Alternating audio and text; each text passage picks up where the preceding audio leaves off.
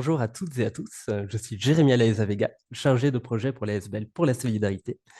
Et aujourd'hui, nous allons vous proposer un webinaire sur la thématique de l'aide alimentaire et des enjeux de l'alimentation dans le cadre de la lutte contre la pauvreté. Donc, nous aurons le plaisir d'avoir des participants des deux côtés de la frontière, donc des participants autant français que belges, car la crise actuelle que traverse le secteur de l'aide alimentaire est une crise qui touche les deux pays. Donc, comme vous le savez tous, il y a eu la crise économique suite à la pandémie de Covid et suite à la guerre en Ukraine, qui a eu pour conséquence d'avoir une augmentation du nombre de bénéficiaires qui ont recours à l'aide alimentaire. Donc, d'un côté, il y a plus de demandes pour le secteur de l'aide alimentaire, mais dans le même temps, le secteur de l'aide alimentaire traverse une sorte de crise du don, parce qu'avec toutes les pratiques anti-gaspillage, par exemple, les supermarchés qui mettent en place des rayons anti-gaspi ou des applications telles que Too Good To Go ou Happy Hours Market, etc., font qu'il y a moins de denrées disponibles pour les associations de lutte contre la pauvreté et d'aide alimentaire. Généralement, les denrées qui arrivent à ces associations sont les denrées, au final, qui sont en bout de chaîne, c'est-à-dire les denrées qui sont le moins appétissantes ou qui sont le plus proches de leur date de péremption. Donc, pour discuter de cette problématique, donc d'un côté, une augmentation de la demande et de l'autre, une diminution de la quantité et de la qualité des denrées pour les structures de l'aide alimentaire, nous aurons le plaisir d'avoir avec nous 4 intervenants, parmi lesquels Céline, oh, Céline Braillon et Fanny Gonzalez de l'association Économie Solidarité Partage, située à Tournus, en Bourgogne, qui est une structure ambitieuse et multifacette, puisqu'elle possède à la fois une épicerie sociale, un atelier d'entretien d'espaces verts, un chantier d'insertion par le travail de maraîchage biologique et une ressourcerie. Nous aurons également Céline Lauvernier, responsable développement pour l'association active Pôle de l'économie solidaire, également située en Bourgogne-Franche-Comté, qui est une structure d'accompagnement des acteurs de l'économie sociale et solidaire dans la région et dans le pays. Elle est également notre bienheureuse leader pour notre projet européen ESHOP, dont nous aurons le plaisir de vous parler par la suite. Nous avons également Frédéric Allais, président du CPAS de Comines-Noire-Meuton et administrateur délégué pour la SBL Perspective, qui est une association d'aide alimentaire qui agit sur le secteur de la Wallonie-Picard et notamment de Colline-Noire-Meuton. Alors, nous souhaitons également excuser Romain Gaillot, directeur général de la Fédération du Nord du Secours populaire, qui voulait être parmi des nôtres, mais qui, pour des raisons de santé, n'a pas pu se déplacer.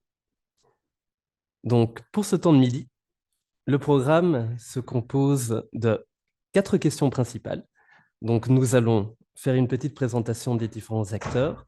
Nous allons faire ensuite une comparaison entre les contextes nationaux entre la France et la Belgique. Nous ferons un tour de table autour de la thématique de la crise du don. Et enfin, nous allons évoquer les perspectives d'action et les perspectives futures pour le secteur de l'aide alimentaire. Et enfin, finalement, nous clôturerons avec une séance de questions-réponses pour le public. Donc, je vais d'abord laisser la parole à Céline Lauvernier pour se présenter. Est-ce qu'on m'entend? Oui? Super. Bonjour à tous et merci d'être parmi nous sur ce temps de déjeuner. Donc, je suis Céline Lauvernier, je travaille au sein de l'association Active pour de l'économie solidaire, donc pour laquelle je suis salariée depuis plus de 10 ans maintenant. Cette association donc, a été créée il y a 25 ans sur un territoire qui était un petit peu traumatisé par la fin de son bassin industriel. Et du coup, il a fallu réinventer des modes de coopération, des modes d'attractivité du territoire, des façons de travailler ensemble. Et donc, nous avons été créés sur un élan citoyen, public, pour pouvoir agir dans le domaine de l'économie sociale et solidaire. Nous avons 3 secteurs d'activité principaux. On accompagne toute personne, tout collectif qui souhaite créer une activité dans le champ de l'économie sociale et solidaire, donc qui souhaite créer de l'activité économique autrement, avec un impact fort d'un point de vue social, environnemental, territorial. Notre deuxième travail est d'accompagner les collectivités locales pour du coup accompagner la mise en place de projets avec les habitants pour faire en tout cas évoluer leur quotidien. Et puis nous accompagnons pardon, depuis plus de 10 ans des structures d'aide alimentaire et notamment les épiceries sociales et solidaires qui ont fait appel à Active il y a plus de 10 ans dans une démarche individuelle et collective qui était frappée de plein fouet à cette époque aussi par la crise économique de la fin des années 2000. Et c'était des modèles, en tout cas en France, qui étaient assez innovants et qui recherchaient un petit peu aussi leur modèle social, leur modèle économique. Et donc, on a commencé à les accompagner individuellement et collectivement à partir de ce moment-là. Voilà en tout cas pour une présentation d'Active succincte et je salue Économie Solidarité Partage avec qui on travaille depuis un long moment et qui nous a permis en tout cas d'expérimenter fort notre accompagnement sur le territoire de la Bourgogne-Franche-Comté. Il y a besoin que j'en dise plus ou c'est OK? Non, c'était parfait, Céline, merci. Du coup, Merci, nous allons Gabriel. enchaîner avec Économie, Solidarité, Partage. Bonjour. Alors, moi, je suis Fanny Gonzalez, donc je suis directrice de l'association Économie, Solidarité, Partage, donc, qui est située à Tournu, en Saône-et-Loire, en Bourgogne-Franche-Comté. Donc, nous, comme tu l'as bien dit, Jérémia, on est une structure d'insertion par l'activité économique. Donc, en fait, notre cœur de métier, c'est d'accompagner des personnes qui sont éloignées de l'emploi à revenir à la vie active. Et pour cela, on leur propose d'être salariés sur diverses activités qui leur permettent d'avoir des savoir-être et des savoir-faire qui vont leur permettre ensuite de retrouver un emploi. Et donc, ces différentes activités ont tous une visée environnementale et on agit pour la transition sociale et écologique. Donc, on a une ressourcerie où on récupère des objets et on les revend à très bas prix. On a un chantier d'entretien des espaces verts qui agit sur la question de la biodiversité, qui vient répondre aussi à différentes lois sur l'interdiction de brûler les déchets verts, sur l'interdiction du zéro phyto, voilà, des zéro produits phytosanitaires. On a une épicerie sociale et solidaire qui accueille environ 800 personnes à l'année. Et puis, on a décidé, parce qu'on recherchait des approvisionnements, et ça, on en reparlera plus tard, mais de créer un chantier de maraîchage biologique qui vient en partie alimenter cette épicerie sociale. Voilà, je pense qu'on développera par la suite aussi notre contexte. Moi, je suis Céline Braillon, je suis vice-présidente d'Économie Solidarité Partage, plus spécialement sur le projet global que l'on appelle de la graine à l'assiette. Donc, la partie plutôt droit à une alimentation saine pour tous, qu'est-ce que ça peut représenter pour notre association. Et je suis aussi administratrice d'Active. Voilà. Super, merci pour vos présentations. Maintenant, nous allons passer à Frédéric Allais. Bonjour à toutes et à tous. Donc, double casquette aujourd'hui, celle de président de CPS, l'équivalent du CCAS en France, qui a une mission de service public, est un organisme public local qui est présent dans chaque ville en Belgique et qui doit développer toutes les missions et toutes les actions qui permettent de vivre une vie digne pour l'ensemble des habitants des communes dans lesquelles on est implanté. Une des missions, évidemment, c'est l'aide alimentaire, mais historiquement, sur Comines Morneton, cette capacité d'action sur le terrain a été donnée à une association, la SBL Perspective, qui a été créée en 1995-95. Et moi, je suis arrivé en tant qu'administrateur délégué en 2011, lorsque cette association a subi une quasi-faillite et on a dû reprendre et professionnaliser l'ensemble pour pouvoir assumer nos deux missions, qui est celle de la formation et qui est celle également de l'aide alimentaire qui nous intéresse aujourd'hui. Alors, sur Perspective, on développe plusieurs actions. La première sur laquelle on a travaillé et qu'on a essayé de professionnaliser l'action, c'est celle de distribution de colis alimentaires hebdomadaires, donc toutes les semaines. Sur les deux extrémités d'identité, on distribue des colis alimentaires aux personnes qui, préalablement, se présentent au CPS pour acquérir ce droit à l'accès à cette aide alimentaire. les produits qui proviennent, donc qui composent les colis, proviennent principalement de l'Europe et principalement de la Banque alimentaire du N occidentale.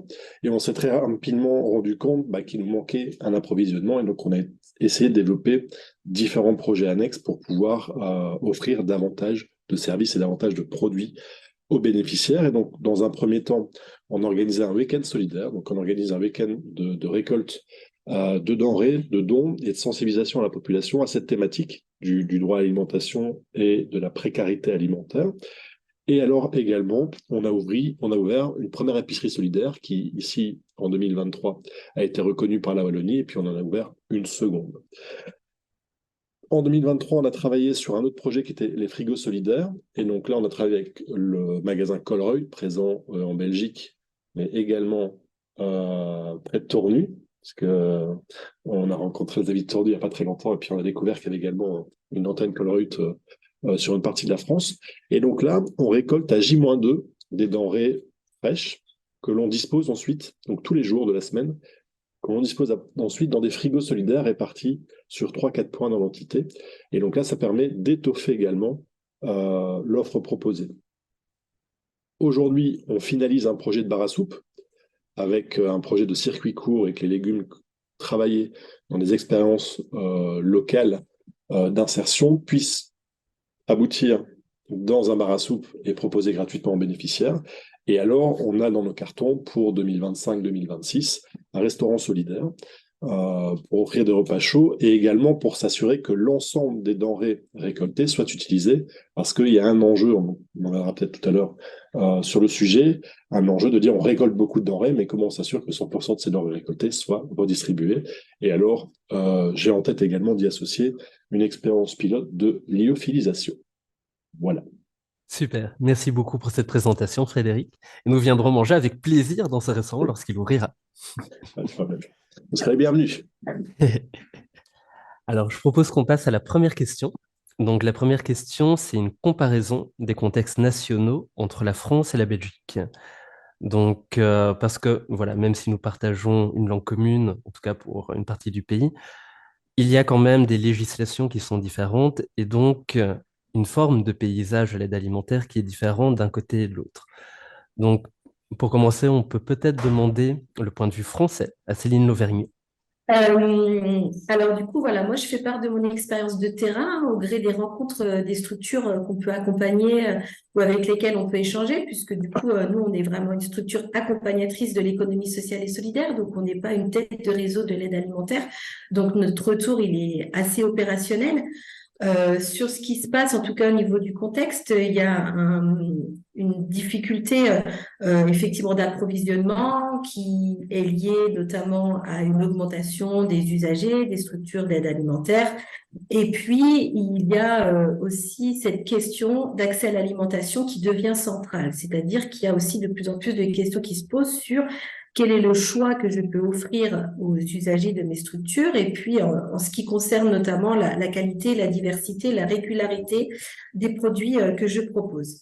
Donc, il y a ce double effet, augmentation des usagers et cette difficulté d'approvisionnement qui provient notamment de l'usage des grandes et moyennes surfaces qui distribuent moins de produits aux banques alimentaires, qui reste un acteur en tout cas central pour nous en France de l'approvisionnement des structures d'aide alimentaire, parce qu'elles récupèrent moins de denrées, puisque les grandes et moyennes surfaces essayent de vendre au maximum, même à prix cassé, les produits de leur magasin à leurs clients habituels. Donc voilà, il y a cet effet, on se questionne sur la question de l'accès à l'alimentation de meilleure qualité, d'un accès plus digne pour les personnes qu'on reçoit, et en même temps, il y a une augmentation des usagers, et en même temps, il y a la prise en compte des diversités culturelles alimentaires dans l'accompagnement de ces personnes. Et puis, il y a un contexte inflationniste qui n'échappe à personne, qui fait qu'il y a de plus en plus de personnes qui pourraient avoir accès à l'aide alimentaire, qui y ont recours ou qui n'y ont pas recours parce qu'elles peuvent renoncer aussi à leurs droits. Mais ça, c'est un autre sujet qu'on ne va pas aborder lors de ce webinaire. Ça, c'est le contexte un petit peu général. on a quand même des structures qui se questionnent toutes, mais il y a un effet un petit peu cloisonnant. On essaye de travailler dessus, sur comment est-ce qu'on fait coopérer notamment les grandes têtes de réseau de l'aide alimentaire sur des questions un peu centrales, notamment sur cette question centrale des approvisionnements. Donc ça, c'est en tout cas des choses que nous, on essaye de mettre en œuvre à l'échelle de la Bourgogne-Franche-Comté, pour que, voilà, l'objectif final, c'est d'accompagner la personne qui est dans le besoin et qui a besoin d'avoir accès à l'alimentation. On a aussi un enjeu voilà, de coordination, de mutualisation, et puis un enjeu de faire travailler ensemble les politiques publiques. Nous, c'est ce qu'on essaye de faire à notre petite échelle. On a la chance sur notre travail d'accompagnement en Bourgogne-Franche-Comté d'avoir au sein de notre comité de pilotage différents ministères. Alors, c'est une organisation différente de celle de la Belgique, mais du coup, voilà, on a le ministère de la Santé, des Solidarités, de l'Emploi, de l'Alimentation et de l'Agriculture, de l'aménagement du territoire, parce qu'on se dit qu'à travers, en tout cas, ces acteurs de l'aide alimentaire, en fait, on touche à toutes ces questions-là sur les personnes qu'on accompagne. Donc, pour nous, c'est important d'essayer de ne pas travailler en silo, mais du coup, de travailler sur cette transversalité des politiques publiques à une échelle régionale ou plus locale, puisqu'en tout cas, chacun a des prérogatives qu'il peut mettre en œuvre pour faciliter cet accès à l'alimentation des publics qui se trouvent fragilisés à ce moment-là.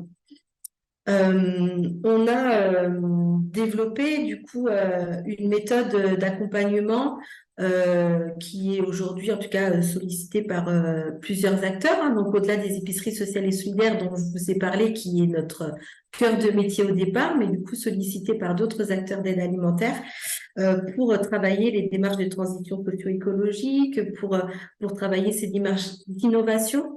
Et du coup, on essaye de le mettre en œuvre sur 5 piliers fondamentaux, qui est le premier qui est sur l'accompagnement, sur son ancrage territorial. L'un des enjeux, en tout cas pour nous, assez contextuel, c'est de dire on est un acteur associatif ou un acteur public, parce que du coup, en France, on a quand même les 2/3 du secteur de l'aide alimentaire qui est porté par une structure associative, donc de droit privé chez nous. Mais il y a aussi le secteur public qui n'est pas en reste, puisque plusieurs CCAS, comme l'évoquait Frédéric tout à l'heure, qui est l'équivalent des CPS en Belgique, qui peuvent avoir cette prérogative-là, ou les CIAS, ou directement un service de collectivité territoriale qui porte cette aide alimentaire. Donc, il faut à la fois répondre aux enjeux du secteur public et du secteur privé dans ce contexte-là d'aide alimentaire. Et nous, on pense que c'est très intéressant de jouer sur une articulation entre secteur public, privé, associatif, mais aussi privé plus classique, puisque les entreprises ont une carte à jouer, en tout cas, dans ce secteur-là, que ce soit à travers le mécénat financier, en nature, le mécénat humain, le mécénat de compétences. Donc, pour nous, voilà, il y a un enjeu d'articuler, en tout cas, sur un territoire, les forces vives qui y sont présentes. Donc ça, c'est le premier pilier, en tout cas, de notre méthode d'accompagnement. On travaille la question, bien sûr, environnementale, hein, sur notamment le lien avec les producteurs locaux, mais ça va faire partie aussi des réponses que l'on va apporter un petit peu plus tard, et sur le lien avec l'autoproduction. Il y a un contexte qui est aussi comment économiquement on fait en sorte que des structures se créent pour apporter de l'aide alimentaire ou se pérennisent et se développent. Et donc, pour ça, il y a une multitude, en tout cas, de leviers à actionner qui sont pas forcément simples entre le secteur privé, le secteur public, l'autofinancement. Donc là aussi, il y a des choses à faire. Et puis, il y a la dimension sociale, hein, qui est essentielle, qui est même le départ. Ce pourquoi, en tout cas, les citoyens ou les associations, les collectivités publiques se mobilisent pour pouvoir rendre accès à l'alimentation pour tous, qui est voilà, pour quel public on s'active, on s'anime, et puis quel accompagnement on leur offre, et puis quelle porte de sortie on leur propose à la suite de l'accompagnement. Et puis il y a cette dimension gouvernance qui est extrêmement importante, qui est très aussi contextuelle, qui est de plus en plus d'acteurs se questionnent sur comment est-ce qu'on inclut de plus en plus l'usager au cœur des décisions.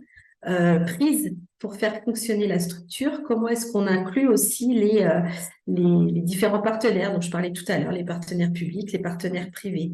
Donc voilà, le contexte français fait qu'aujourd'hui, on est sur vraiment une transition aussi de l'aide alimentaire. Comment on innove, comment on accompagne la transition et comment on fait en sorte de continuer à rendre service, à inclure les gens qui sont de plus en plus nombreux à avoir besoin de cette aide alimentaire aujourd'hui. Super, Céline. Merci pour ce brassage très large de la question, enfin, du secteur dans la France. Frédéric, je ne sais pas si tu veux rebondir dessus pour expliquer un peu le versant belge. Alors, si jamais il faut, j'ai déjà noté moi-même quelques questions et points de comparaison qui pourraient être importants. Mais je propose que d'abord, on laisse Frédéric faire son exposé et après, je poserai des questions peut-être plus précises pour guider la comparaison. Donc, au niveau belge, évidemment, on va retrouver des similitudes. Donc, si on prend un peu de hauteur, on a premièrement la Constitution belge qui rappelle le droit à mener une vie conforme à la dignité humaine, ce que vous disiez tout à l'heure. Et donc la concrétisation de ce droit-là, c'est la création des CPS dans chaque ville de Belgique, avec une composante aussi qui est que la Constitution rappelle que la santé est un droit fondamental. Et donc on lie l'enjeu de l'alimentation à l'enjeu de la santé. Et donc c'est comme ça que les missions d'aide alimentaire sont confiées au CPS. Ensuite, je suis pas très chiffre, mais je pense que c'est important, ça permet d'avoir une situation claire. Une enquête européenne, donc la dernière c'est de 2022 sur les conditions de vie et les revenus en Belgique, une enquête SILC, S-I-L-C, indique qu'en Belgique, 4,1% des personnes interrogées sont en incapacité à s'offrir un repas composé de viande, de poulet ou de poisson tous les 2 jours au moins. Si on prend le chiffre de la Wallonie, c'est 6,7%. Et si on prend Bruxelles-Capitale, on est à 8,3%. C'est un contexte qui est quand même assez important. Je pense qu'en Wallonie, on est à 600 000 personnes qui n'ont pas accès à une alimentation saine, de qualité, de manière régulière. Donc on est quand même sur des proportions assez importantes. Quels sont les acteurs en Belgique? On a 2 gros acteurs, alors il y en aura plein, mais on va essayer de synthétiser pour avancer dans le débat. Donc on a une fédération belge des banques alimentaires qui sont ensuite organisées de manière régionale. Et donc, je vous parlais tout à l'heure que Perspective avait accès à la banque alimentaire du Hainaut occidental. Et donc, eux organisent des récoltes de dons, des récoltes de denrées, des partenariats avec les magasins locaux pour pouvoir faire ce qu'on appelle la ramasse ou promouvoir des campagnes de dons. Donc, par exemple, si on prend le magasin Deleuze, qui sont très importants en Belgique, et bien chaque année, on peut, avec des bénévoles, se mettre aux caisses des magasins et puis sensibiliser les gens à la récolte de dons ou donc de dons financiers ou de dons de denrées. Donc ça, c'est un des acteurs. Un autre acteur important qui est connu également en France, c'est la Croix-Rouge, qui est un acteur important dans cette aide-là. Ces dernières années, il y a une concertation d'alimentaire qui s'est également créée pour la Wallonie et pour Bruxelles et qui regroupe les acteurs et qui essaye de travailler. Donc, qui fait un travail de lobbying, qui fait un travail de recherche, un travail de mise en réseau et de sensibilisation à cette aide alimentaire. On a Solifood également, qui est une plateforme d'achat solidaire pour tout ce qui est épicerie, pour tout ce qui est restaurants sociaux, etc. Et donc, tous ces acteurs de l'aide alimentaire, y compris les acteurs locaux, les épiceries, comme je disais tout à l'heure, sont repris dans une législation wallonne de l'aide alimentaire, qui est un point spécifique du Code wallon de l'action sociale. Donc on a vraiment une législation qui, petit à petit, au fil des ans, vient s'étoffer autour de cette question de l'aide alimentaire. On a une loi également en 2018 sur les dons alimentaires. Donc les entreprises peuvent faire des dons d'aliments invendus sous certaines conditions et il y a une exemption de TVA à partir du moment où ces dons sont donnés à des organismes publics ou à des organismes caritatifs reconnus. Et on a également une législation sur le don défiscalisé, donc un peu comme en France, pour les particuliers qui souhaitent soutenir les œuvres caritatives. Autour de ça, qu'est-ce qu'on a encore? On a, nous, un organe qui est extrêmement important, c'est l'AFSCA, donc qui est l'organe belge de contrôle de la chaîne alimentaire, entre guillemets, et donc qui est extrêmement strict par rapport à d'autres pays, et qui a travaillé sur ces dons, a travaillé sur ces denrées distribuées dans le cadre de l'alimentaire, a essayé de réduire un petit peu les exigences, pour pouvoir faciliter ces dons et faciliter le, le fait de transmettre ce qu'on reçoit aux bénéficiaires finaux. Et donc ça, je pense que c'est important également. Et on a un travail qui se fait, et là, c'est plutôt au niveau européen et mondial, c'est aussi la responsabilité sociale des entreprises, principalement dans le cadre de l'aide alimentaire, de se dire, bah oui, donc on est face à un paradoxe quand même, où bon, je vous ai donné des chiffres de personnes qui ont du mal à avoir accès à l'aide alimentaire. J'ai pas retrouvé les chiffres, mais je pense que tout le monde a en tête le gaspillage alimentaire des entreprises, des magasins, donc toute cette nourriture qui est jetée, alors même qu'on a des gens dans le besoin. Et donc, cette responsabilité sociale commence petit à petit à monter, et on se rend compte qu'effectivement, plutôt que de jeter, on peut trouver des alternatives, et on peut aider ceux qui sont dans le besoin. Donc ça, c'est un peu le contexte. Alors si on va un peu plus loin, sur une autre intervention, j'avais parlé également du revenu minimum, parce que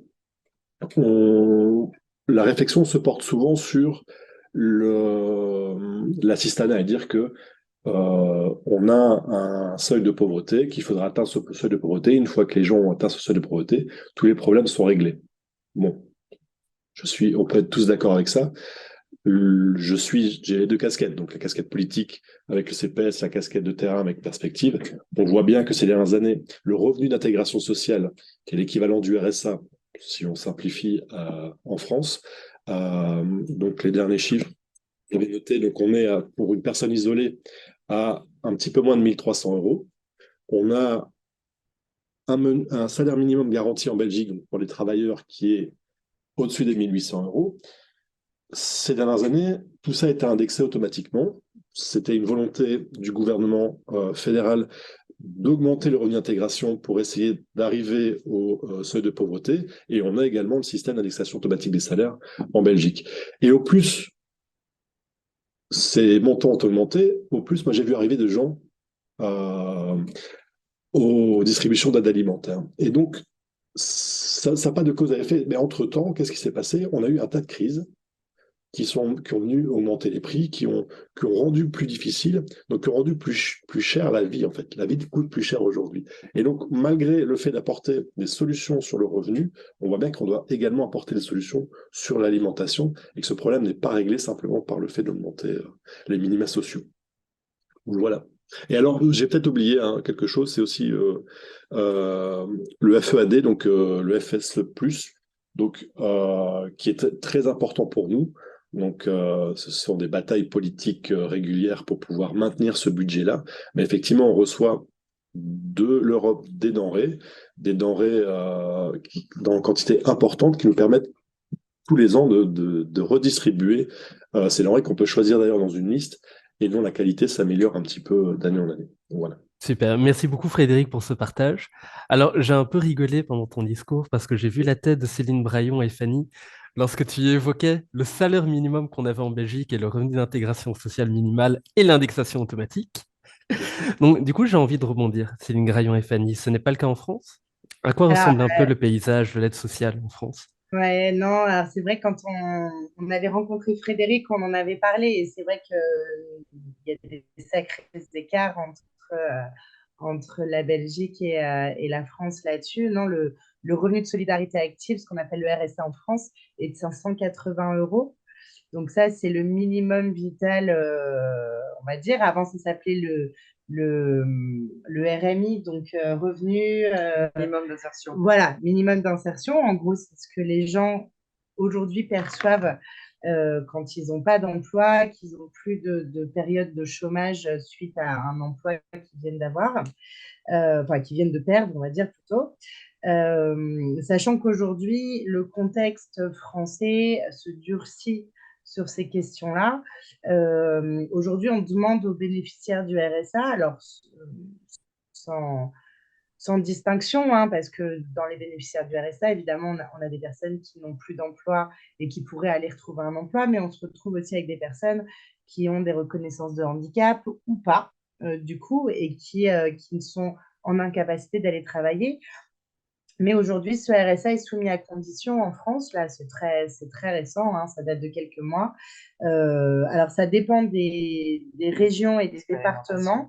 Il y a des expérimentations où on demande aux bénéficiaires du RSA de réaliser 15 à 20 heures de bénévolat par semaine.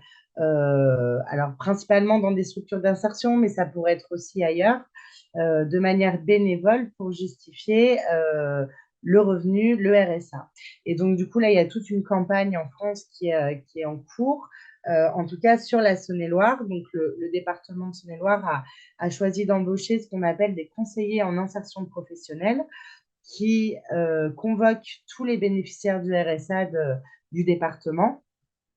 Alors par courrier, par mail.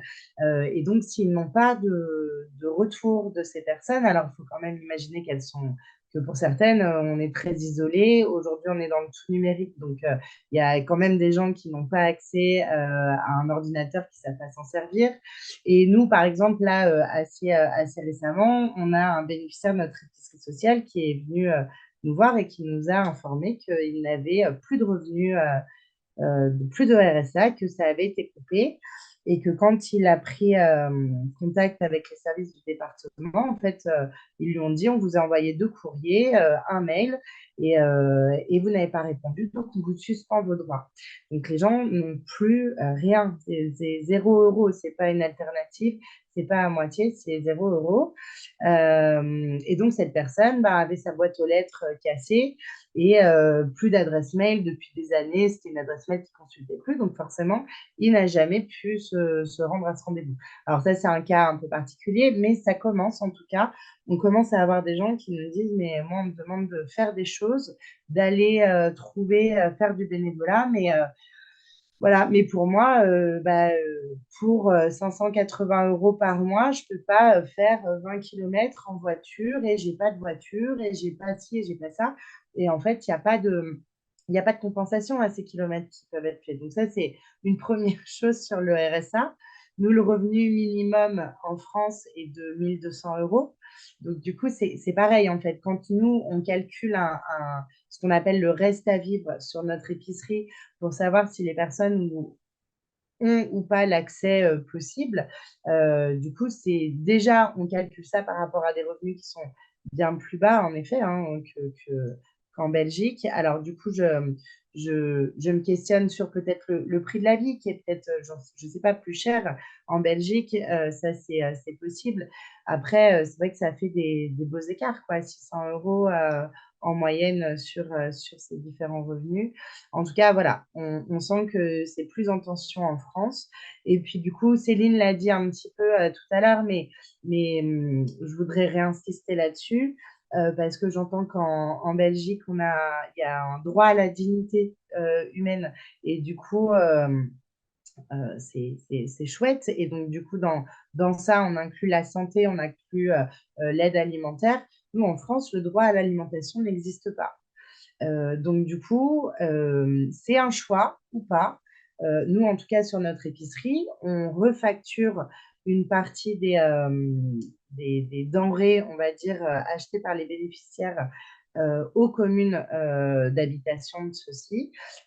Et tous les ans, on a des mairies qui nous répondent: ah ben non, on ne paiera pas pour telle personne pour telle et telle raison, hein. Des fois, c'est on peut le dire, hein, de la discrimination facile.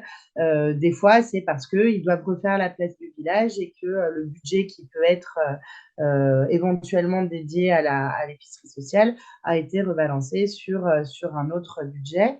Et donc, voilà, donc on peut vraiment partir du principe où il y a des gens qui n'ont pas accès à une alimentation digne.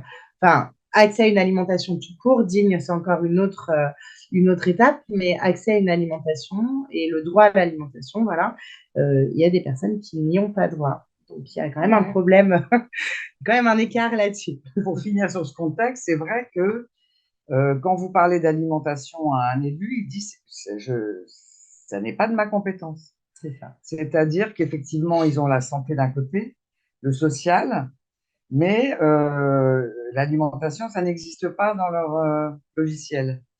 Donc, du coup, Et là, je pense qu'on va en reparler, mais comme l'enjeu est de plus en plus global sur les liens entre l'agriculture et l'alimentation, quand on parle circuit court, quand on parle effectivement droit à une alimentation saine pour tous, on se positionne aussi sur l'ensemble des acteurs d'un territoire. Et donc là, la question alimentaire devient un enjeu global qui doit mettre tout le monde autour de la table. Mais du coup, effectivement, ça reste très sectorisé effectivement dans les collectivités, et c'est très rare d'avoir un élu sur ces questions-là, qu'on en a un tournu à la transition agricole et alimentaire. C'est un peu grâce à nous, hein, on ne va pas être modeste, mais c'est effectivement suite à effectivement un travail qu'on a fait avec des chercheurs sur la démocratie alimentaire.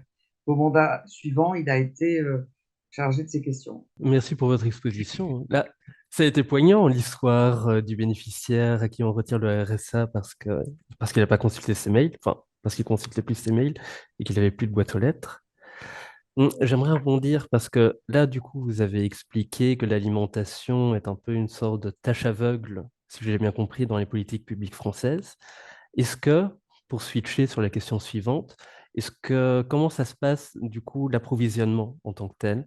Donc, en fait, la question et la comparaison que j'aimerais faire, c'est est-ce que cette différence de considération de l'alimentation entre Belgique et France a des répercussions sur cette crise de l'approvisionnement que l'on peut voir dans le secteur? Et donc, pour répondre à cette question, peut-être que vous pourriez un peu contextualiser cette crise du don, comment vous la percevez chez vous? Donc, peut-être commencer par vous et après donner la parole à Céline Auvergne. Euh, oui, bah alors nous, on la ressent quand même un peu de plein fouet, hein. C'est vrai que donc nous, en France, il y a eu la loi Garot qui est arrivée 2019, qui oblige donc les grandes surfaces, les grandes et moyennes surfaces, après d'une certaine taille, hein, à distribuer, à conventionner, on va dire, avec des associations pour leur distribuer leurs invendus. Donc, quand j'entends aussi, et ça c'est quelque chose que j'ai noté, comme Frédéric disait tout à l'heure avec Colruyt, le partenariat, c'est des denrées fraîches à J-2, donc 2 jours avant la date de péremption. Nous, on est content quand on a une journée et quand on ne nous donne pas des produits qui sont déjà passés de date. Il faut être honnête. La réalité, donc avant 2019, nous, on collecte, en tout cas pour Tournu, on fait ce qu'on appelle des ramasses. Donc, tous les jours, on a notre camion frigo qui sillonne les grandes surfaces du secteur. Donc, on collecte tous les jours sur 7 grandes surfaces des invendus. Alors, en 2000, moi, je suis arrivée sur l'association en 2017. J'ai un souvenir en pleine période de vacances de Noël, d'avoir des produits tellement courts en termes de date. Et puis on n'avait pas de public solidaire qui pouvait acheter des invendus à l'époque, enfin on va dire des denrées qui allaient se périmer, etc., sur de l'anti-gaspillage. Donc, du coup, on s'est retrouvé à jeter des oies, du foie gras en déchetterie parce que c'était passé de date et qu'on n'avait pas de canaux de distribution comme ça. Mais on avait tellement de denrées alimentaires à l'époque, vraiment, on ne savait plus quoi mettre dans nos frigos. Et c'est vrai qu'il y avait vraiment un besoin, on va pas se le cacher, hein, que les grandes surfaces, en tout cas, fassent quelque chose par rapport à ce gaspillage alimentaire qui se faisait. Ils commandaient tellement en grande quantité que, voilà. Après, on avait nos frigos pleins. Et on a vu vraiment une bascule au moment de la mise en place de la loi Garot.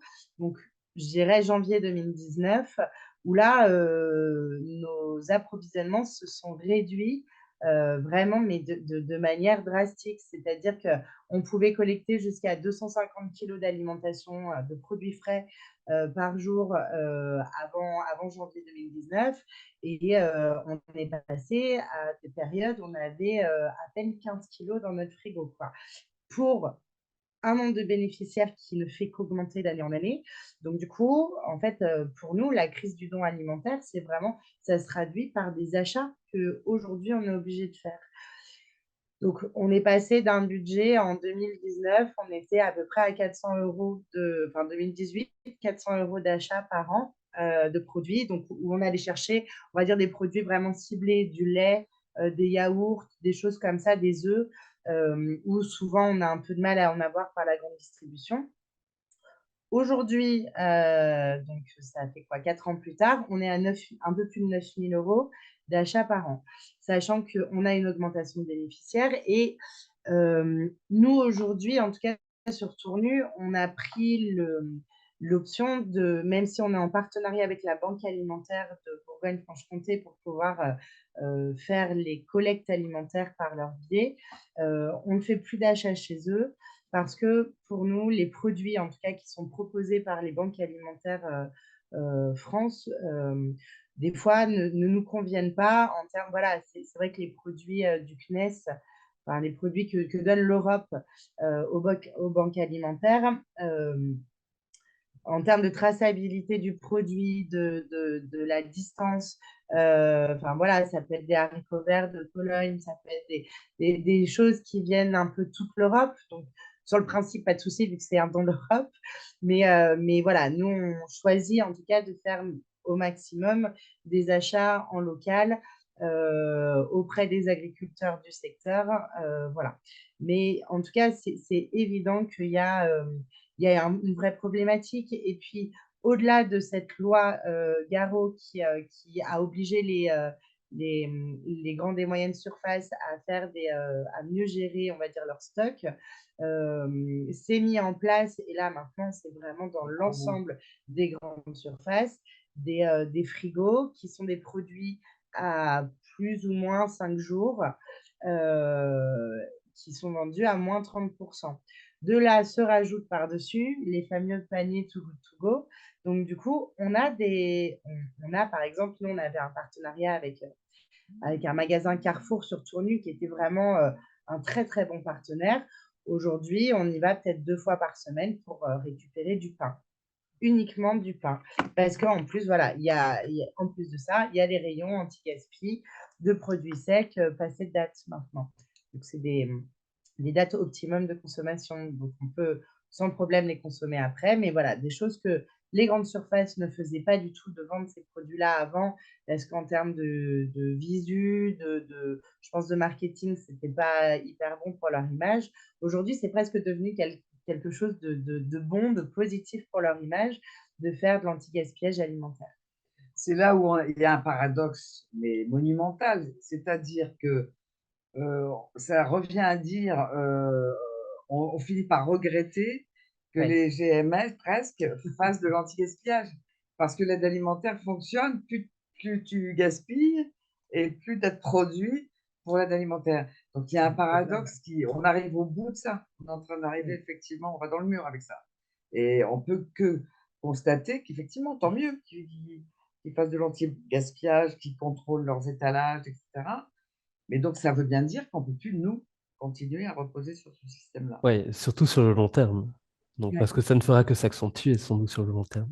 Frédéric, je ne sais pas si toi, bon, en Belgique, on n'a pas vraiment la loi Garot, mais je ne sais pas si toi aussi, ces dernières années, tu as vu plus de difficultés lors de tes ramasses ou dans tes partenariats avec les grandes surfaces, etc. Pareil, on est toujours dans le paradoxe. Donc, je vous expliquais la collaboration qu'on avait avec le magasin Colruyt en 2023, où là, on récolte énormément de denrées, mais c'est vraiment dans leur ADN et dans leur politique de retirer des produits avant la date de péremption au magasin et de les offrir aux organisations caritatives.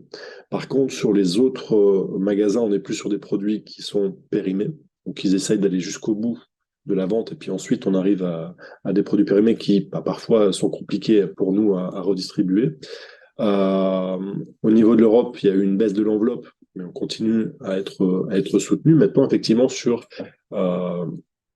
que la banque alimentaire peut récolter, on voit qu'il y a une diminution. Et donc, depuis maintenant 2023, le CPS doit prévoir un budget supplémentaire pour vraiment acheter de la nourriture.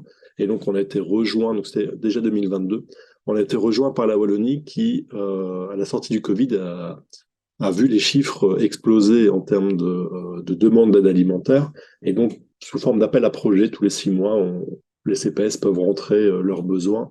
Et donc, on reçoit une somme d'argent. Donc, c'est plus ou moins entre 25 000 et 30 000 euros par an qui sont rajoutés au niveau local pour pouvoir acheter la nourriture. Et donc là, on a développé un peu comme on l'expliquait, on a profité de cet argent-là, donc des appels à projets et puis du budget mis en place par le CPS, pour se tourner vers les producteurs locaux, pour acheter des produits de qualité, pour acheter de la viande, pour acheter des légumes, pour acheter...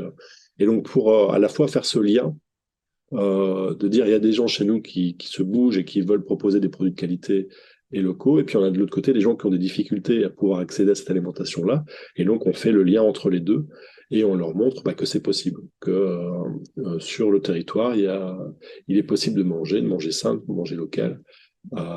Et donc voilà. Donc effectivement, il y a pas on n'est pas sur le même contexte législatif, à part ce que je vous ai dit tout à l'heure.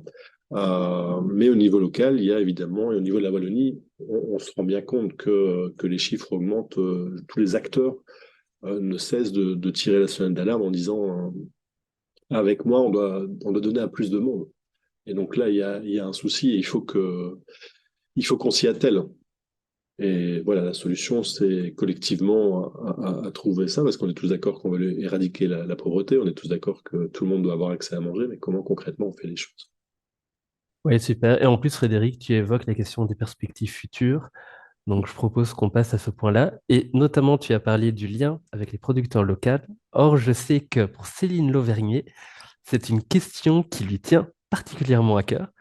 Donc, pour commencer sur la question des perspectives futures pour le secteur de l'aide alimentaire, on peut commencer par explorer cette piste-là, qui est celle du lien avec les producteurs locaux. Donc, Céline, je te laisse la parole. Merci. Alors, peut-être je voudrais revenir un petit peu sur pourquoi la crise du don. Je pense que c'est en tout cas important de comprendre, en tout cas nous en tant qu'accompagnateurs, pour que les structures puissent se développer, se pérenniser, que ces dons, ils sont essentiellement acquis, on va dire, en France à travers deux façons de faire.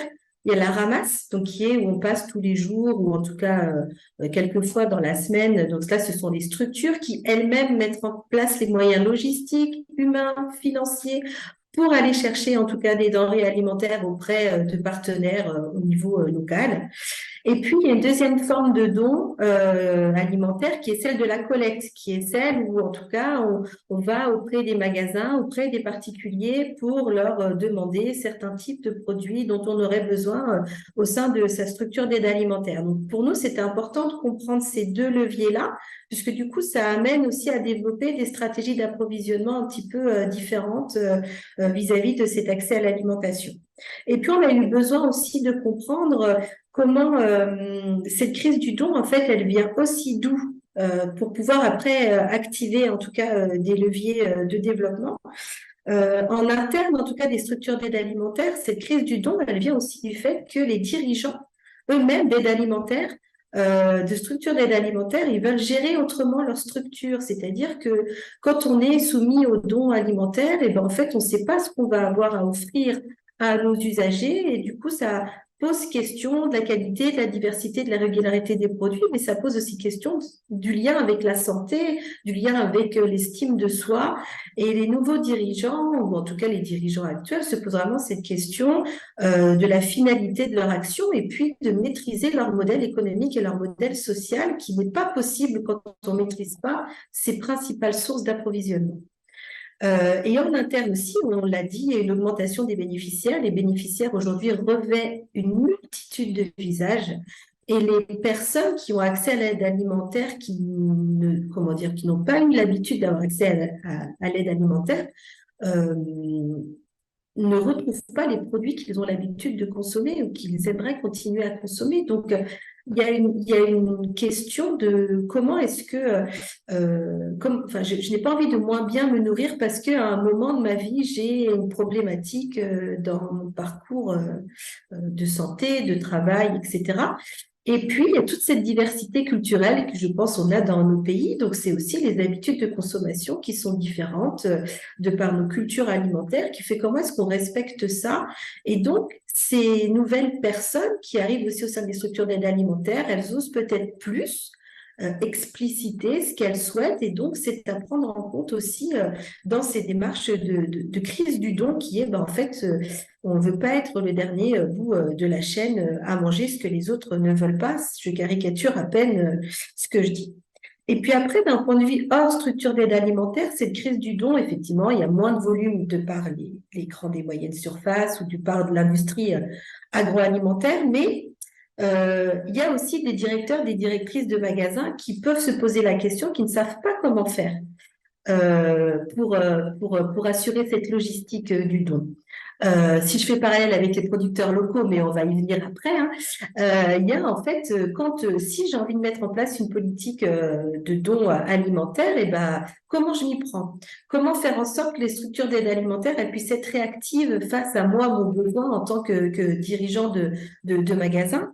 Et puis, comment assurer la logistique, le stockage et notamment pour les acteurs de l'aide alimentaire, quand on reçoit ces produits-là, comment est-ce qu'on assure la transformation de certains produits pour pas qu'ils soient gaspillés? Donc, c'est quand même tout un cercle vertueux à créer d'un point de vue local, régional, qui est pas si évident, mais nous, on avait besoin de mettre en place une méthode, en tout cas, pour pouvoir accompagner ça.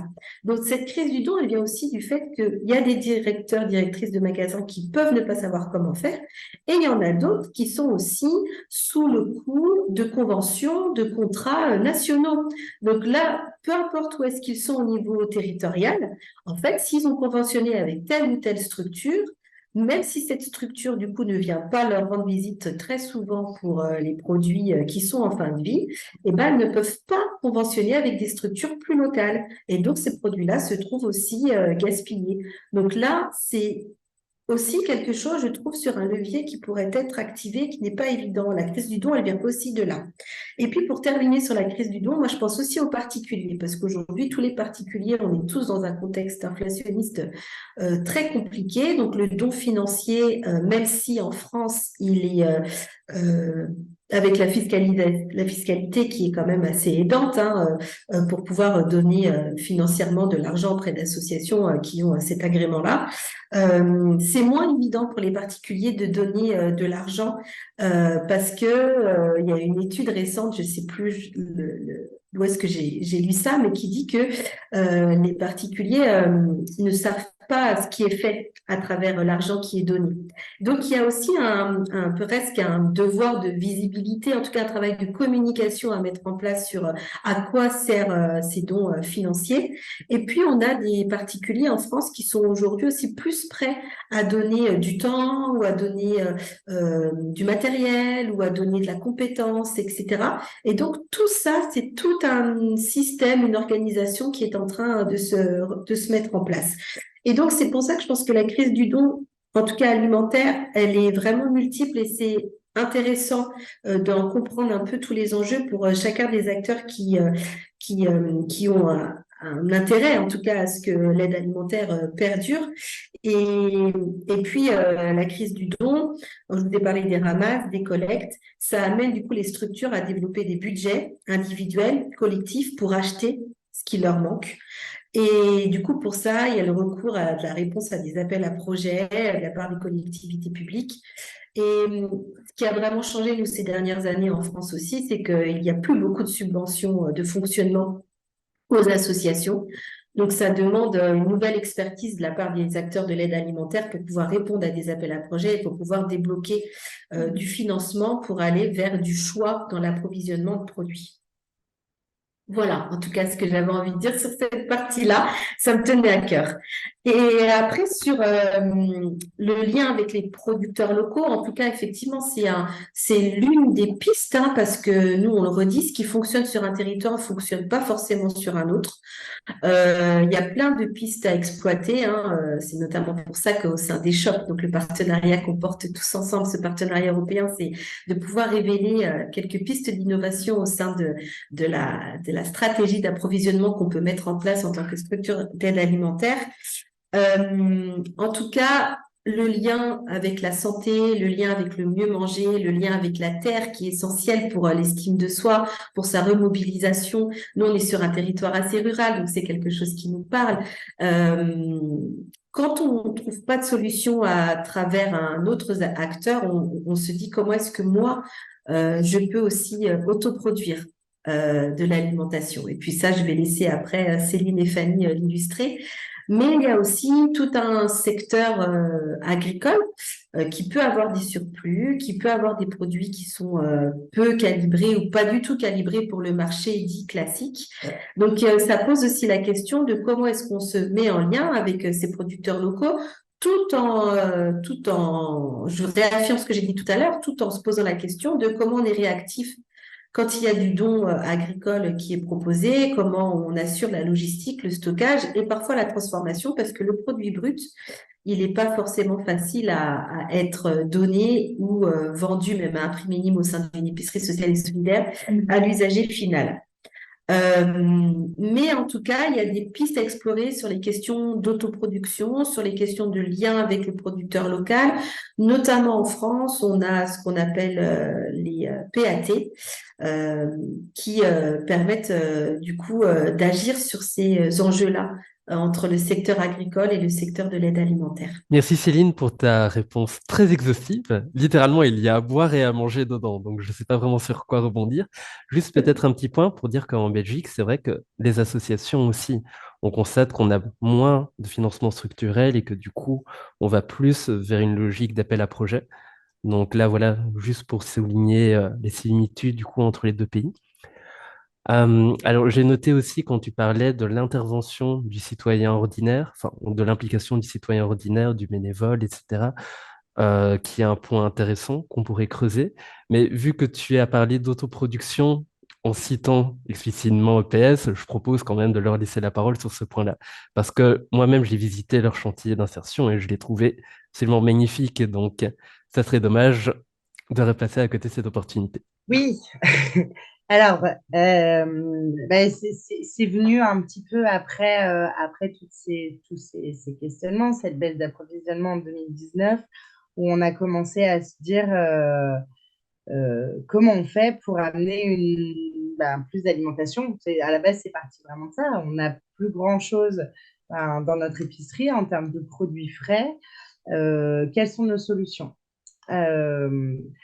On s'est donc concentré. Alors, Céline en parlera après des différentes recherches-actions sur lesquelles on est impliqué, mais on s'est concentré, nous, sur les légumes, vu qu'on est une structure d'insertion et que notre cœur de métier, voilà, c'est aussi d'accompagner des personnes éloignées de l'emploi vers un retour à la vie active. Le fait de créer un chantier de maraîchage, alors, qu'on a voulu biologique parce que ça nous paraissait important d'aller au bout des choses aussi et de se dire, bon, bah, si on crée un chantier de maraîchage, on va peut-être pas faire du conventionnel, mais on va aller sur du bio directement. Et donc, du coup, voilà, depuis février 2021, notre jardin a ouvert et on va dire que là, on est sur une vraie deuxième année de production. Et donc, ça nous permet en fait d'alimenter. Alors, nous, il y a à peu près, c'est découpé en tiers, on va dire ce qu'on vend, la distribution de nos légumes. Il y a un tiers qui part à peu près pour l'épicerie sociale. Il y a un tiers qui va sur un magasin de producteurs sur lequel on est associé. Et puis un tiers, on va dire, sur des petits commerces autres ou des paniers à emporter, etc. Toujours dans cette logique aussi d'alimentation, d'accès à une alimentation saine pour tous. Donc, dans ce pour tous, on n'inclut pas que des personnes qui sont en précarité, mais finalement, il y a aussi une dimension à destination des habitants, on va dire, de notre territoire. Je rebondis un peu sur le magasin de producteurs parce que c'est quand même intéressant. Donc, là, à ce moment-là, quand on a créé notre chantier de maraîchage, on a diversifié le rayon, on va dire, légumes de notre épicerie. Donc, on a toujours des produits issus des ramasses dans les grandes surfaces, hein, et c'est très important pour nous de laisser le choix aux bénéficiaires. C'est-à-dire que s'ils ont envie de manger des fraises en mars, c'est pas qui on est nous pour leur dire non, c'est pas bien. Ça leur appartient.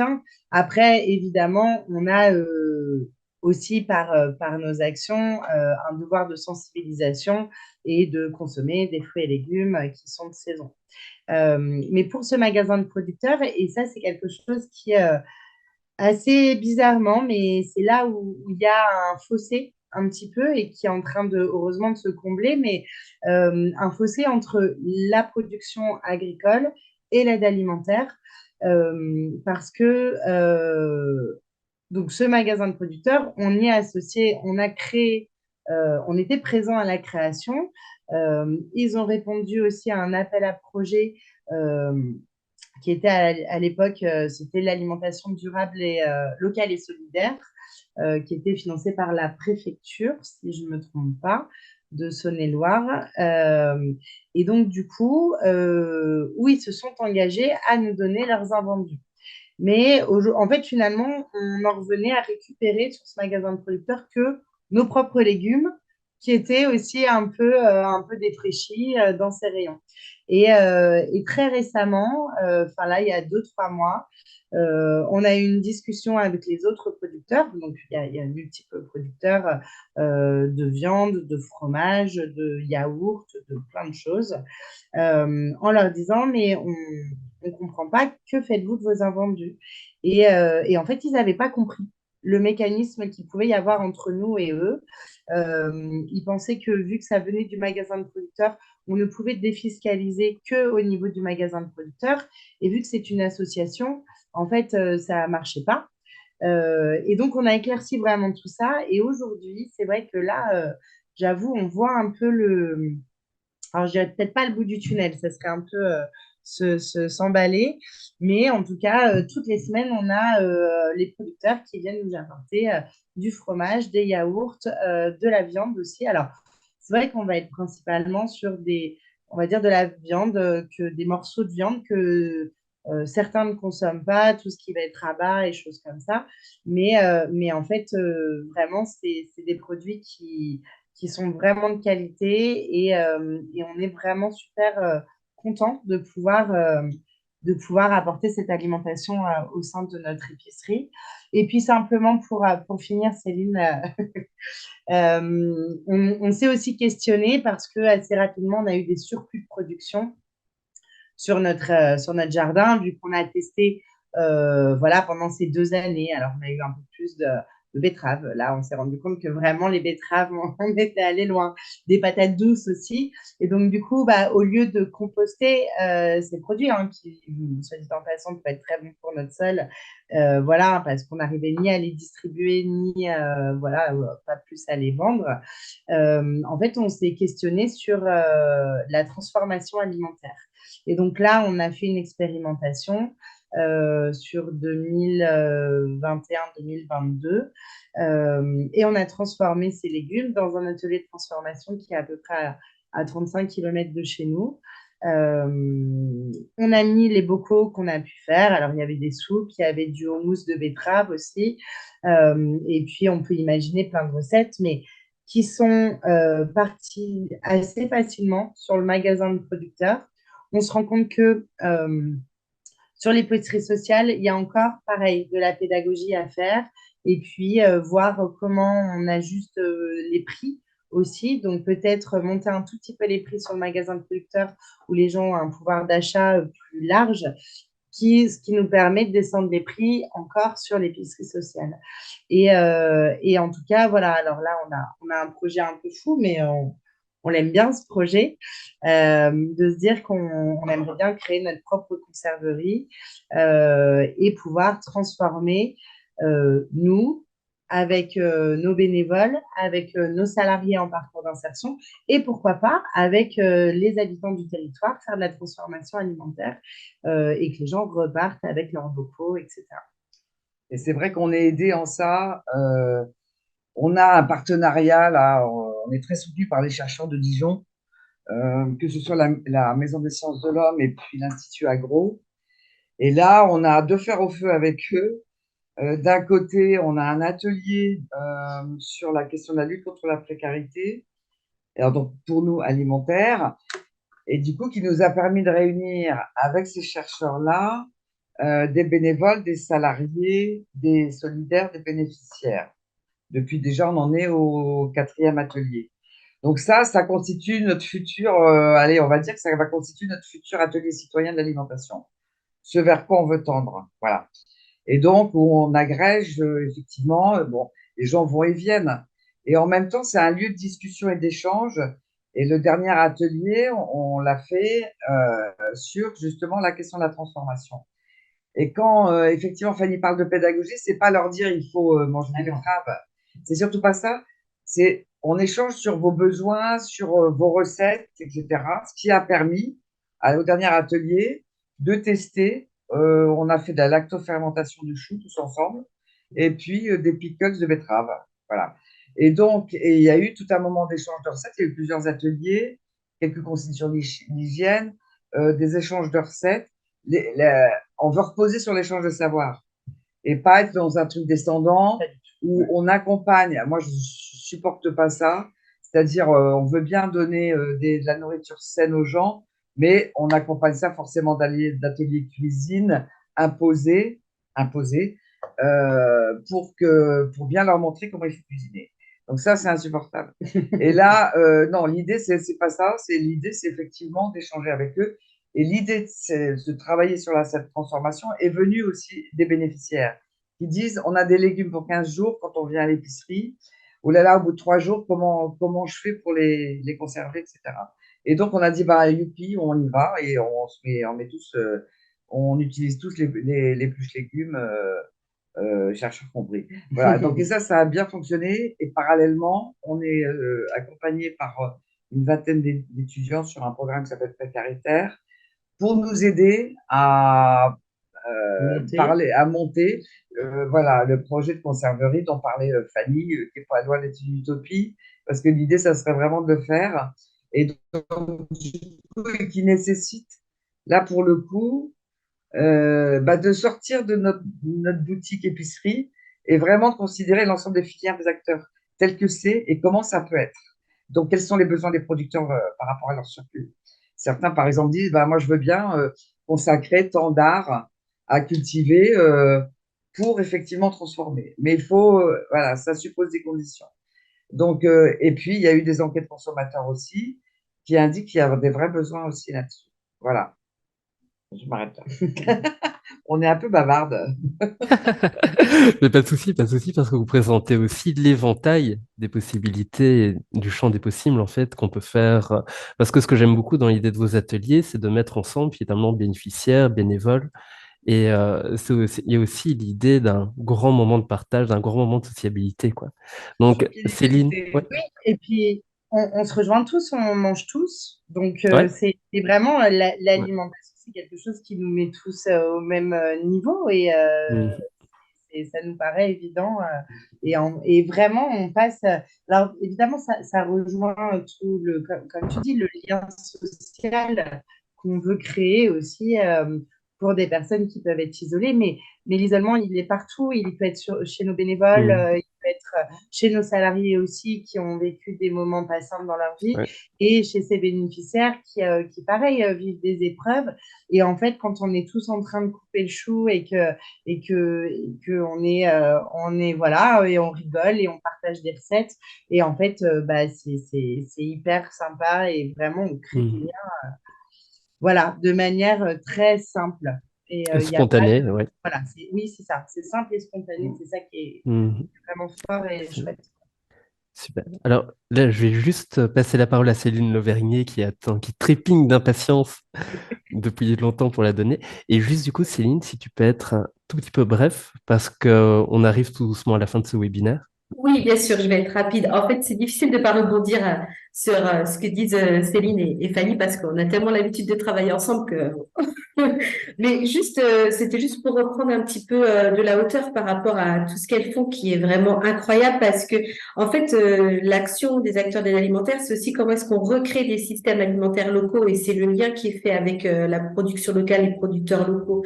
Nous, on est sur des territoires très ruraux, donc il y a des forts enjeux d'installation de producteurs pour reprendre les fermes et aussi comment est-ce qu'on fait de l'agriculture autrement. Et là, on se rend compte que notamment pour les usagers, les bénévoles, les dirigeants des structures d'aide alimentaire, il y a aussi comment s'approprie son territoire, comment est-ce qu'on est acteur de son territoire. Et donc ce lien avec la production locale, elle est vraiment c'est vraiment une des pistes à explorer et elle peut revêtir vraiment plein de formes. Là, on a effectivement parlé de l'autoproduction, comment est-ce que je mets en place du maraîchage, comment est-ce que je peux mettre en place un marché de producteurs, comment est-ce que je peux faire des liens avec les producteurs installés et puis qui peuvent me faire don de leurs produits bruts, comment je peux transformer les produits. Mais il y a aussi plein d'initiatives en France qui émergent sur le glanage solidaire, sur des systèmes d'AMAP. Alors des AMAP, c'est des paniers qu'on vient chercher toutes les semaines auprès de maraîchers. Et donc, il y a des gens qui contribuent solidairement à créer des paniers qui sont ensuite redistribués gratuitement, moyennant vraiment des finances très basses pour des personnes qui sont usagères de l'aide alimentaire. Donc voilà, juste pour vous dire que quand on parle du lien avec la production locale, il y a énormément de pistes à explorer pour les acteurs de l'aide alimentaire. Génial, merci pour ton complément. Alors, comme je disais, tout doucement, on arrive vers la fin de ce webinaire. Donc maintenant, c'est aussi l'occasion de laisser la parole au public. Donc, public, si jamais vous avez des questions à poser, de manière générale sur l'aide alimentaire, soit en particulier à tel ou tel intervenant, je vous en prie, à vos claviers. Et peut-être en attendant que les gens posent leurs questions, Céline, tu peux nous parler du projet ESHOP, qui est un peu le point commun entre tous les intervenants autour de cette table aujourd'hui. Ce projet ESHOP, en fait, il est né donc il y a 1 an. Il s'appelait pas encore ESHOP. C'est venu, en tout cas, d'un partenariat qui s'est créé avec pour la solidarité au départ, parce qu'Active, dans le cadre de ses accompagnements des structures d'aide alimentaire, on avait réalisé un benchmark national sur les pratiques innovantes, notamment en termes d'approvisionnement. Et puis, on avait envie de regarder un petit peu plus loin que dans notre contexte hexagonal. On s'est dit, mais qu'est-ce qui se passe aussi ailleurs en Europe sur ces questions qui nous animent, nous, en France. Et donc, c'est de là que s'est créé le lien avec Pour la Solidarité qui a réalisé cette étude qui a été fort appréciée et qui continue d'être un support pour nous de travail pour accompagner les structures d'aide alimentaire. Et puis, à partir de là, on s'est dit, bon, on partage des mêmes constats. Comment est-ce qu'on pourrait créer une coopération entre acteurs européens pour pouvoir apporter des réponses aux dirigeants des structures d'aide alimentaire sur cette question de diversification des approvisionnements? Comment on peut s'y prendre? Avec qui? Et donc, on a la chance avec, du coup, Frédéric qui représente Perspective, avec vous, PLS, avec le Secours populaire français, et avec notre partenaire espagnol CEPS, de travailler pendant 2 ans sur répondre voilà, à cette question de diversification des approvisionnements. Donc, avec un premier livrable, un premier temps final qui sera sur un référentiel méthodologique des pratiques innovantes à l'échelle européenne. Et puis, on aura un deuxième temps sur la confection d'un guide. Voilà, un troisième temps sur la création d'une formation. Et puis, un quatrième temps qui sera sur le livre blanc. Et puis, tout ça va nous amener pendant ces 2 ans à créer une communauté. Nous, on a eu la chance hier d'animer un premier temps de dissémination auquel Fanny et Céline ont participé. Voilà, on a commencé à faire émerger cette première communauté des shops au-delà de notre consortium. Donc, on est ravis de ça et ça va continuer pendant les 2 ans. Et donc, toute personne, structure qui souhaite en tout cas s'inscrire dans notre démarche, contribuer, recevoir les informations, n'hésitez pas en tout cas à prendre là lien avec Jérémia, avec PLS, au profit de ce projet-là qui est vraiment au cœur des préoccupations des structures d'aide alimentaire aujourd'hui. Voilà, j'espère que j'ai été une ambassadrice cohérente et efficiente. La meilleure, Céline, comme d'habitude. Merci beaucoup. Alors, je vois 2 questions dans le chat, 2 questions qui se rejoignent. Donc, une question, c'est qu'en est-il de la sécurité alimentaire donc, dans les perspectives futures? Et l'autre question, c'est que pensez-vous du concept de sécurité sociale alimentaire? Donc, Frédéric, je ne sais pas si tu as un mot à dire sur ces concepts-là, donc de sécurité alimentaire et de sécurité sociale alimentaire. Et après, bien évidemment, Céline et Fanny. Donc, je pense que les deux sont reliés quand on lit les 2 questions. Donc, effectivement, il y a en Belgique une réflexion menée par plusieurs opérateurs sur cette sécurité sociale alimentaire qui serait une cotisation sur les revenus pour pouvoir financer un fonds qui aurait un double objectif. Un, c'est de remettre un chèque alimentaire à chaque individu qui tourne autour de 150 €.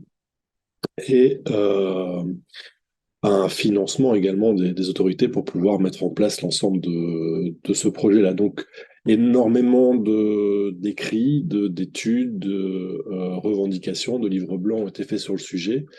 Moi, au niveau politique, j'en ai très peu d'écho, donc je suis pas sûr qu'il y ait vraiment une réceptivité à ça au niveau politique, en tout cas en Belgique. Maintenant, en France, j'ai pas l'impression d'avoir entendu non plus, mais Céline pourra peut-être nous en parler. Mais donc voilà, moi je pense que comme toute initiative, comme tout projet, c'est intéressant de le mettre sur la table, d'y réfléchir, de voir concrètement comment ça peut fonctionner, de voir qu'on passe pas à côté de l'objectif principal, de faire ce lien, donc tout ce qu'on a discuté depuis maintenant 1 heure, mais effectivement, c'est un point intéressant que je ne connais pas plus que ça, donc je ne j'ai jamais été interpellé sur ce sujet-là et j'ai jamais eu l'occasion de travailler concrètement sur ces thématiques-là, mais c'est un projet qui fait son bout de chemin et je pense qu'il est à prendre en considération comme tous les autres. Mais bien, je réinsiste sur le fait que moi, je ne suis pas convaincu, mais c'est à titre personnel, que le simple fait de donner de l'argent permet voilà, j'ai expliqué ça en début d'intervention, mais ça fait partie d'un package qui pourrait voir le jour et qui pourrait atteindre l'objectif qui est le nôtre. Il y a 3 piliers au sein de la sécurité sociale alimentaire, hein, et c'est important effectivement d'avoir les 3 piliers. C'est une charte, il y a un collectif national qui s'est constitué il y a quand même déjà plusieurs années, et qui met en réseau des expérimentations locales et des grands réseaux qui travaillent là-dessus. Et ils ont défini une charte avec 3 piliers. C'est la question de l'universalité, bien entendu que ce soit un droit pour tous, de la même façon que la sécurité sociale est pour tout le monde, pour les riches comme pour les pauvres. C'est effectivement un conventionnement démocratique. C'est là où c'est effectivement intéressant, Frédéric, par rapport à ce que tu disais. C'est que l'idée, c'est qu'effectivement, les 150 euros qui sont donnés par personne et par mois, eh bien, permettent de les dépenser. Alors, il y en a qui expérimentent ça avec des monnaies locales dans des lieux choisis démocratiquement. C'est-à-dire, c'est un atelier citoyen avec les acteurs du territoire, les citoyens, les associations, etc., qui définissent tout, à la fois les divers prix, avec qui on conventionne, quels produits, etc. Et, et c'est là où, pour moi, il y a un intérêt fort, c'est que c'est relié au territoire. C'est-à-dire que la base même, c'est le conventionnement avec les territoires. Donc, du coup, ça veut dire des producteurs qui vont vivre mieux, ça veut dire le développement de magasins, effectivement, de producteurs qui vont pouvoir être accessibles à plus largement à plus de gens, et ça veut dire générer des nouvelles activités aussi autour de ça, même de transformation, etc. Et le troisième, c'est effectivement un financement basé sur une cotisation sociale. Alors, c'est vrai que la difficulté, c'est par exemple à Montpellier, l'expérimentation, ils sont 500 hein, dans le comité citoyen et qui expérimentent ça. Mais vous avez les élus de la métropole et les élus de la ville de Montpellier, plus le conseil départemental qui y vont, quoi. Et donc, c'est ça aussi. Et on en parlait hier, il y avait Boris Tavernier. C'est plus difficile en milieu rural. À Dieulefit ou à Cadenet, etc., il faut aller capter de l'argent sur les appels à projets parce qu'on ne peut pas. Là, c'était une réflexion de Céline où les dons finalement diminuent. Par exemple, à Dieulefit, leur marché, ils ont développé des prix différenciés sur le marché, 3 prix. Donc, un prix solidaire, un prix juste et puis un prix top, quoi. Enfin, plus. Mais le problème, c'est que c'est sur la base de la déclaration, hein, du déclaratif. Mais le problème, c'est qu'effectivement, au bout d'un moment, vous ne pouvez pas faire reposer que sur des gens le fait de payer son chou-fleur 5 euros au lieu de 3 ou au lieu d'un, quoi. Donc, ça ne peut pas suffire. Donc, effectivement, il y a besoin du politique, c'est clair, pour pouvoir effectivement aborder les choses. Alors, sur le plan national, tu as raison, hein, Frédéric. C'est pas encore. Bon. Il y a énormément d'expérimentations locales, de collectifs. Il y a un site, hein. Il suffit d'aller voir chez Maître Collectif et c'est ça. qui travaille sur des plaidoyers, qui effectivement agite le cocotier là auprès des pouvoirs publics avec d'autres structures. Donc, il y a des plaidoyers, il y a effectivement des propositions de loi. Il y a une proposition de loi qui a été faite, mais évidemment qui a pas abouti. Voilà, ils essayent de porter cette question-là au bon niveau, qui est le niveau national, et en s'appuyant sur plein d'expérimentations locales qui sont des caisses alimentaires de communes et qui reposent alors là sur des fonctionnements très, très différents d'un territoire à l'autre. Mais plus il y en a, mieux c'est. C'est-à-dire, l'idée, c'est vraiment de sortir de la charité pour. Alors, ça peut être des chèques alimentaires. Il y a en Seine-Saint-Denis, ils vont expérimenter des chèques alimentaires, par exemple. Voilà, ça peut être effectivement ce que fait VRAC aussi dans les quartiers en difficulté de politique de la ville. Voilà, c'est-à-dire chaque territoire, finalement, trouve les moyens, ses processus pour aller vers une alimentation de qualité pour tous, etc., qui reprend les principes de la SSA, c'est-à-dire alimentation de qualité, accessible à tous et à des conditions de prix plus que raisonnables. Voilà. Mais simplement pour ajouter, après, c'est vrai qu'on a quand même cette tendance un peu en France à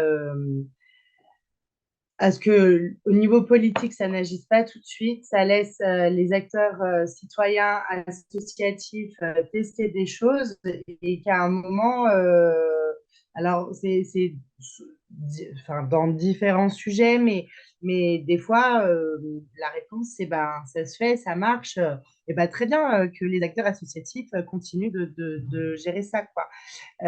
Et on l'évoquait hier, c'est vrai que dans des territoires ruraux, on avait Boris Tavernier, fondateur du réseau VRAC, il expliquait que, donc, comme disait Céline, ça a démarré des expérimentations dans des quartiers prioritaires de la ville, etc. Donc, assez financés par les villes, les métropoles, tout ça. Mais dans les milieux ruraux où ils commencent à s'installer, du coup, c'est pas du tout les mêmes financements parce que la communauté de communes va donner 3 000 euros au lieu de la métropole de la ville qui en donne 30 000. Et donc, du coup, voilà, on n'est pas sur les mêmes échelles. Donc, du coup, il y a encore je pense qu'il y a plein de choses à sortir des territoires ruraux. Mais on verra ce qu'il en sort et les expérimentations qui se font. Super, merci. Ah, c'est génial, mais je sens qu'on pourrait en parler encore 1 heure, 2 heures, 3 heures, qu'on n'aurait pas fait le tour du sujet parce que j'ai vu Céline Loverny qui levait sa main aussi pour intervenir, mais là, malheureusement, il est déjà 13h34, donc on est déjà à 4 minutes en dehors du temps. Désolé du coup, Maëlys aussi, je vois ta remarque, mais on n'a pas vraiment le temps d'y répondre.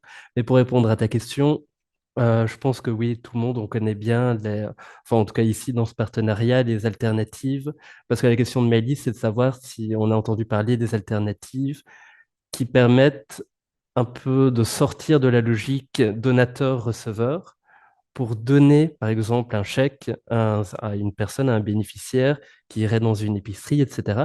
Si j'ai bien compris le sens de sa question, en fait, elle posait un peu la question si on connaissait l'existence d'épiceries sociales, par exemple, où la logique passe enfin, où on laisse le choix au bénéficiaire pour lui-même faire le choix de ses propres produits qu'il achète, etc., etc.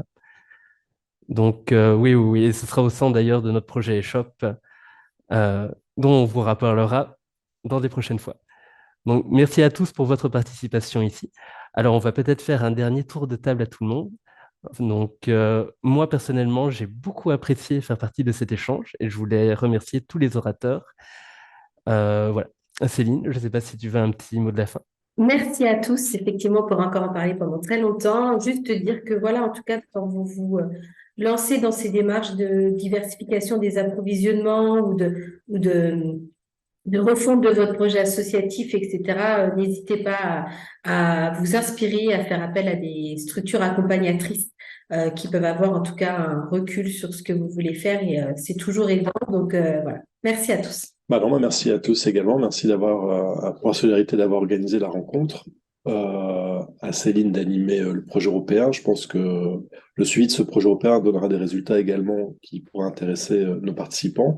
Moi, je reste persuadé qu'on est aujourd'hui à un moment de convergence sur cette problématique de l'alimentation. Alors, on met pas forcément le droit à l'alimentation derrière tout ce qui se passe, mais on voit bien qu'on a une demande, on voit bien qu'on a des associations qui sont en recherche de réponses, on voit bien qu'on est à un tournant écologique, un tournant social, sociétal, et que le droit à l'alimentation peut devenir ce point de convergence et peut résoudre pas mal de maux qui sont en train d'apparaître ou qui sont là depuis maintenant plusieurs années. Donc voilà, donc il n'y a pas que ça, mais dans le cadre de notre travail, il y a ça aussi. Céline et Fanny, un petit mot de la fin. Eh bien, nous, on voulait remercier pour la solidarité, évidemment, de nous avoir conviés sur cette table ronde. On est ravis d'avoir pu échanger. Et moi, pour le petit mot de la fin, je dirais que à l'échelle d'une association comme la nôtre, qui fait de l'aide alimentaire, mais qui n'est pas une tête de réseau, en fait, c'est important de se questionner sur ce qu'on fait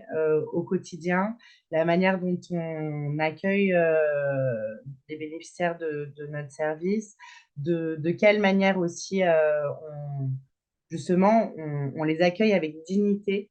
Et je pense que c'est un point d'honneur et qu'aujourd'hui, voilà, l'aide alimentaire telle qu'elle est, en tout cas en France, vraiment arrive au bout en fait de ce qui est acceptable. Et, euh, et du coup, enfin voilà, je pense que toutes les structures d'aide alimentaire, en tout cas, devraient se questionner au moins. Ça demande du temps, ça demande de l'investissement, hein, tout ça, et beaucoup de réflexion et du RH et des bénévoles très, très investis. Et voilà. Mais déjà, c'est des questions qui sont passionnantes et je trouve on est presque dans réfléchir un peu au monde de demain. Et c'est rien que pour ça, c'est hyper gratifiant en fait de se dire qu'on fait partie de ces aventures-là et que voilà, et que peut-être on pourra mettre notre petite pierre à l'édifice, voilà, pour que ça soit mieux demain. Et pour poursuivre sur effectivement l'enjeu que représente Échoppe, parce qu'avoir la dimension européenne, je pense que c'est très important.